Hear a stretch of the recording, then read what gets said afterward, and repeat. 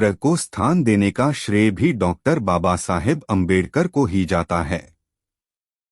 हालांकि राष्ट्रीय ध्वज का डिजाइन पिंगली वेंकैया ने किया था। नोबेल पुरस्कार विजेता प्रोफेसर अमर्त्य सेन अर्थशास्त्र में डॉक्टर B.R. अम्बेडकर को अपना पिता मानते थे।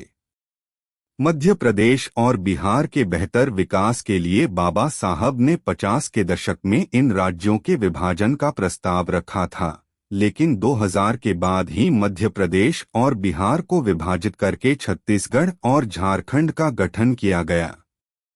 बाबा साहेब की निजी लाइब्रेरी राजगीर में 50,000 से अधिक पुस्तकें थीं और यह दुनिया की सबसे बड़ी निजी लाइब्रेरी थी। डॉक्टर बाबा साहेब द्वारा लिखित पुस्तक waiting for a visa Columbia विश्वविद्यालय में एक पाठ्य पुस्तक है। कोलंबिया विश्वविद्यालय ने 2004 में दुनिया के शीर्ष 100 विद्वानों की एक सूची बनाई और उस सूची में पहला नाम डॉक्टर भीमराव अंबेडकर का था। डॉक्टर बाबा साहेब अम्बेडकर 64 विषयों में मास्टर थे। उन्हें हिंदी, पाली, संस्कृत, अंग्रेजी, फ्रेंच, जर्मन, मराठी, फारसी और गुजराती जैसी 9 भाषाओं का ज्ञान था।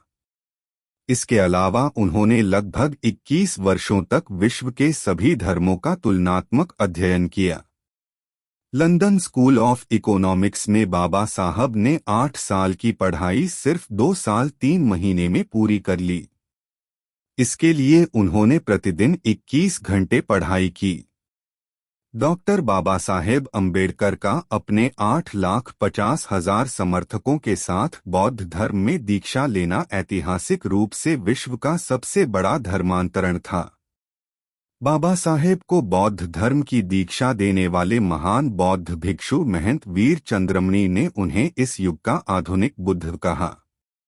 Baba Saheb London school of economics से डॉक्टर ऑल साइंस नामक बहुमूल्य डॉक्टरेट की डिग्री प्राप्त करने वाले दुनिया के पहले और एकमात्र व्यक्ति हैं। कई बुद्धिमान छात्रों ने इसके लिए प्रयास किया है, लेकिन अब तक उन्हें सफलता नहीं मिल पाई है। दुनिया भर में सबसे ज्यादा गाने और किताबें नेता डॉक्टर बाबा साहेब अम्बेडकर के नाम पर लिखे गए हैं। गवर्नर लॉर्ड लिनलिथगो और महात्मा गांधी का मानना था कि बाबा साहब 500 स्नातकों और हजारों विद्वानों से अधिक बुद्धिमान हैं। बाबा साहब दुनिया के पहले और एकमात्र सत्याग्रही थे जिन्होंने पीने के पानी के लिए सत्याग्रह किया था। 1954 में नेपाल के काठमांडू में आयोजित विश्व बौद्ध परिषद में बौद्ध भिक्षुओं ने डॉक्टर बाबा साहेब अम्बेडकर को बौद्ध धर्म की सर्वोच्च उपाधि बोधिसत्व दी थी। उनकी प्रसिद्ध पुस्तक द बुद्धा एंड हिज धम्मा भारतीय बौद्धों का धर्मग्रंथ है। डॉक्टर बाबा साहेब अम्बेडकर ने 3 महापुरुषों भगवान बुद्ध, संत कबीर और महात्मा फुले को अपना प्रशिक्षक माना था। बाबा साहेब की प्रतिमा दुनिया की सबसे ऊंची प्रतिमाओं में से एक है। उनकी जयंती भी पूरी दुनिया में मनाई जाती है। बाबा साहब पिछड़े वर्ग के पहले वकील थे। द मेकर्स द यूनिवर्स के आधार पर ऑक्सफोर्ड विश्वविद्यालय द्वारा पिछले 10,000 वर्षों के शीर्ष 100 मानवतावादी लोगों की एक सूची बनाई गई थी, जिसमें चौथा नाम डॉक्टर बाबा साहेब अम्बेडकर का था। वर्तमान समय में जिस विमुद्रीकरण की चर्चा चारों ओर हो रही है, उस पर बाबा साहब अम्बेडकर ने अपनी पुस्तक the problem origin and it's solution में कई सुझाव दिए हैं। दुनिया में हर जगह बुद्ध की बंद आंखों वाली मूर्तियां और पेंटिंग दिखाई देती हैं, लेकिन बाबा साहब, जो एक अच्छे चित्रकार भी थे, ने बुद्ध की पहली पेंटिंग बनाई जिसमें बुद्ध की आंखें खुली हुई थीं। बाबा साहब की पहली प्रतिमा वर्ष 1950 में बनाई गई थी, जब वे जीवित थे, और यह प्रतिमा कोल्हापुर शहर में स्थापित है। कैम्ब्रिज यूनिवर्सिटी इंग्लैंड 2011 के अनुसार बाबा साहेब अम्बेडकर एकमात्र भारतीय हैं जो दुनिया के पहले प्रतिभाशाली व्यक्ति में शीर्ष पर हैं।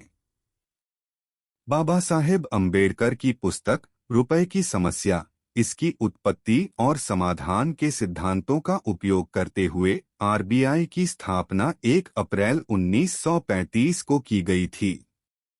यूनिवर्सल एडल्ट फ्रैंचाइज के लिए साउथबरो कमीशन के सामने वकालत करने वाले पहले भारतीय डॉक्टर बाबा साहेब अम्बेडकर थे। 27 नवंबर 1942 को नई दिल्ली में आयोजित भारतीय श्रम सम्मेलन के 7वें सत्र में डॉक्टर बाबा साहेब अम्बेडकर ने कार्य अवधि को 12 से घटाकर 8 घंटे कर दिया। डॉक्टर बाबा साहेब अम्बेडकर ने वेतनमान का संशोधन, अवकाश लाभ और महंगाई भत्ता डीए की भी स्थापना की। 1948 से अम्बेडकर को मधुमेह रोग था। दवा के दुष्प्रभाव और कमजोर दृष्टि के कारण वह 1954 में जून से अक्टूबर तक बिस्तर पर रहे। 1955 के दौरान उनका स्वास्थ्य खराब हो गया। अपनी अंतिम पांडुलिपि द बुद्धा एंड हिज धम्म को पूरा करने के 3 दिन बाद अम्बेडकर की 6 दिसंबर 1956 को दिल्ली में उनके घर पर नींद में ही मृत्यु हो गई। 7 दिसंबर को दादर चौपाटी समुद्र तट पर एक बौद्ध दाह संस्कार का आयोजन किया गया था, जिसमें 5 लाख शोक संतप्त लोग शामिल हुए थे। 16 दिसंबर 1956 को एक रूपांतरण कार्यक्रम आयोजित किया गया था, ताकि दाह संस्कार में भाग लेने वालों को भी उसी स्थान पर बौद्ध